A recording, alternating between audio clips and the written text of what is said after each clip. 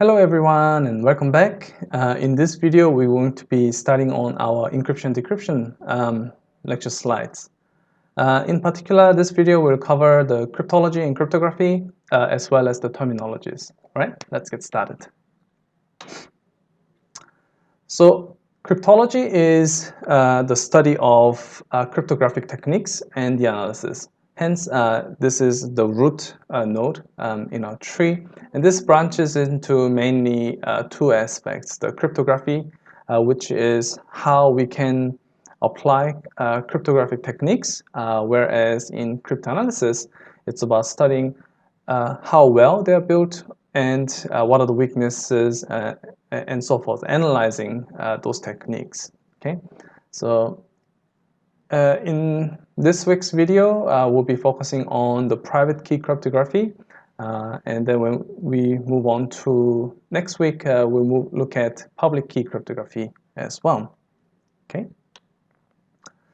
So cryptography is to keep information safe from adversaries. So this is how where we define the techniques on how to encrypt and also decrypt, looking at the efficiencies, the strength of security, and so forth, whereas cryptanalysis, understanding the mechanisms of cryptography, what are the ways to implement them, what are the ways to break them as well, what's the efficiency of it, how can we compare one mechanism to the other. So trying to see some of the standard way of comparing and understanding those different mechanisms.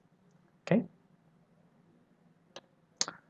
So we look at ciphers of cryptography, focusing on those two blocks. Let's get started. So first, we need to understand some terminologies. So we have those listed items here, but typically plain text corresponds to the original message. So whatever secret message you are trying to send to the other person. And ciphertext is the one that is a result of applying encryption.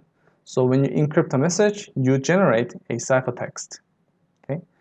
A cipher is like algorithms or set of instructions for converting plain text to ciphertext and vice versa. So things like DES, you might have heard of, Caesar cipher, the basic one. We'll have a look at those later.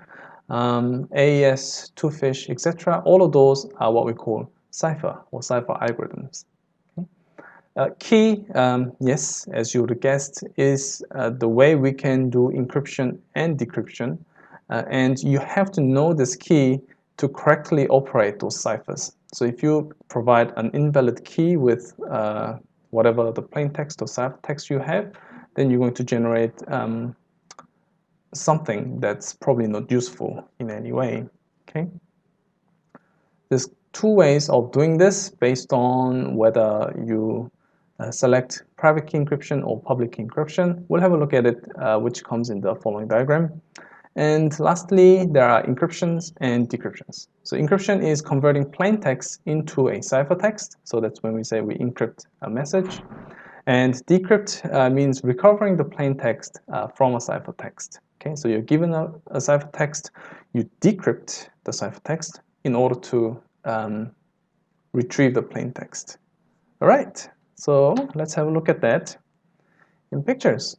So this, you remember from our previous videos, typically we have two parties trying to communicate.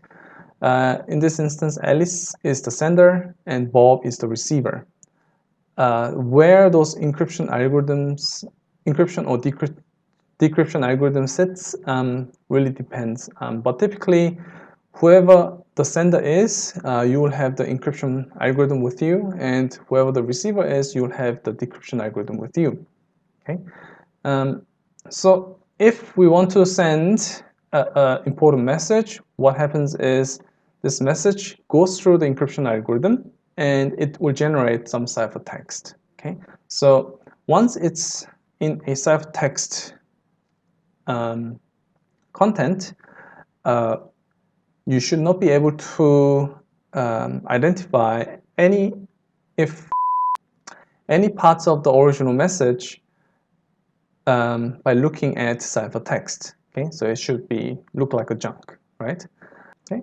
Anyway, so once the ciphertext is sent, ideally and typically only Bob, the receiver, can use the decryption algorithm correctly. Okay, so the decryption algorithm can be known to anybody else. However, the key to actually unlock the original message, the plain text, only Bob knows. Okay, so that's why the key concept is very important.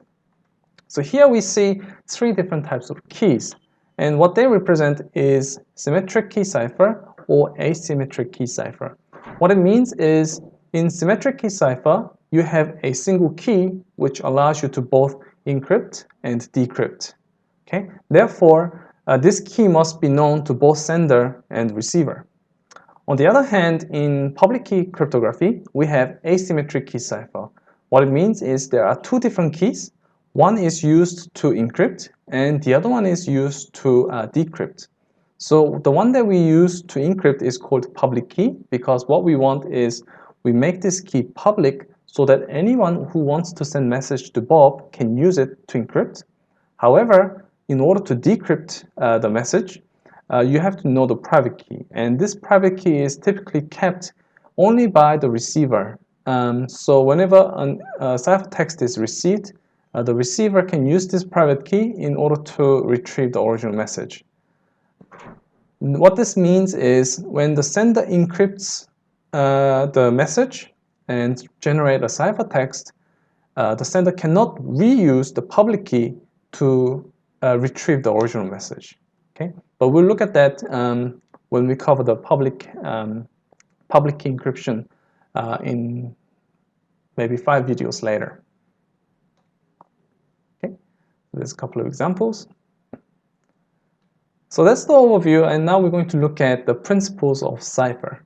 Okay, principles Cypher is pretty much how can we go about implementing encryption and decryption algorithms. Okay. And the principle is to use both substitution and transposition. Okay, this is proved by Shannon. So you probably heard about Shannon's theories and whatnot, information theories. It's all this guy. So yeah, thanks to him, we have to learn so many things. But of course, he did create a lot of things that are very useful. Yeah. So anyway. So formulate the principle of confusion and diffusion. And the principles of ciphers are used to formulate the principles of confusion and diffusion. And when we talk about confusion, it means when you're given a ciphertext, it will be difficult for you to relate them back to the plain text.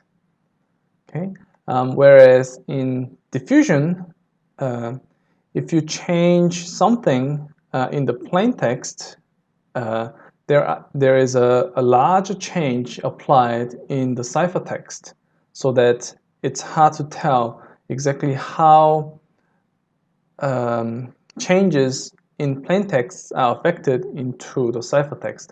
And both confusion and diffusion make it really tricky for attackers to retrieve the plain text or the key.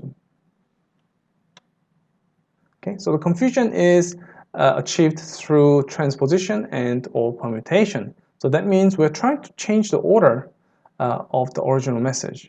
Okay, it's kind of like this. Yeah, change the cups here, there. Okay, this works better when you have a sequence of, for example, say alphabets. Okay, for example, at computers hardware level, this is applied at for zeros and ones, for instance.